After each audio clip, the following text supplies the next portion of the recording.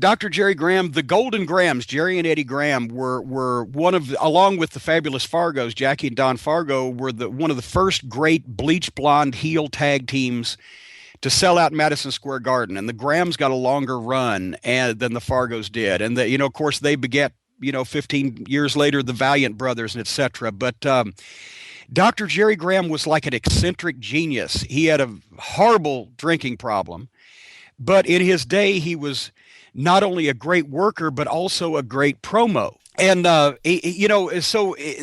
between the Grahams selling out Madison Square Garden, having all these great matches with Rocca and Perez and those guys, he was such a colorful, outlandish character outside the ring. He'd wear the red suit and he'd drive, down the streets of New York in a Lincoln or a Cadillac and light cigars with $50 bills. And, Vince McMahon, Vince McMahon, Dr. Jerry Graham was his hero when he was a young kid, just because he marched to the beat of his own drummer, right? His own drummer was off time sometimes. But then, his career was tanked, cut short, derailed, whatever, by the fact that not only did he drink a lot, but also he got massively overweight. And at the end of his career, he was like 400 pounds.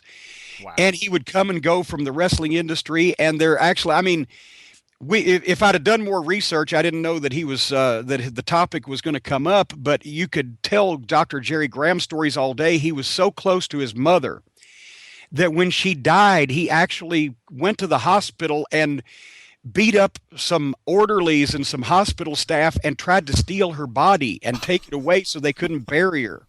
And God. Literally the cops were called to drag this raging giant wrestler, drunk off his ass, drag his mother's body away from his grip and take him to jail. And he ended up, he lived with fans, toward the end of his life for extended periods of time, and he would come and go. But for a brief shining moment there, the Graham brothers, they're on the cover of the first issue of Wrestling Review, which is, I have an autographed copy hanging on my vault wall. They were the tag team in professional wrestling. Wow. And, and of course, Eddie Graham turned out better for him because he was, blind in one eye Eddie Gossett from, Chattanooga, Tennessee. Right. And when he got to be Jerry Graham's brother and got to main event in Madison Square Garden and all those, big northeastern towns, work with all that top talent, he picked it up and then later on moved to Florida, became the top baby face, became the recognized wrestling genius of finishes and angles and how to get guys over. And Eddie Graham taught everybody from Bill Watts to Kevin Sullivan to Dusty Rhodes.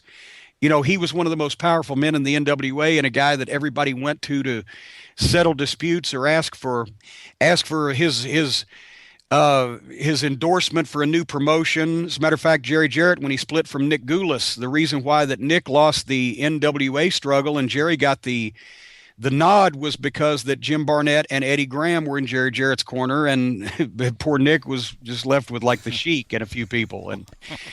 And Eddie Graham was there at the first time that Jerry Jarrett ran the Memphis Mid-South Coliseum with a big event with Harley Race on top with Rocky Johnson and Jack Briscoe against Jerry Lawler. And he also brought up Mike Graham and Kevin Sullivan from Florida and, just really made it a star-studded affair. So Eddie Graham was the guy you wanted on your side if you were a wrestling promoter in the 60s, 70s, and early part of the 80s. And so there was no blood relation. They were gimmick brothers. They were... all the Grahams were gimmick brothers. Okay. Luke Graham was another gimmick brother. Right. Billy Graham was another gimmick brother. like the Andersons. Yes, exactly. But gimmick brothers sometimes got along better than real brothers.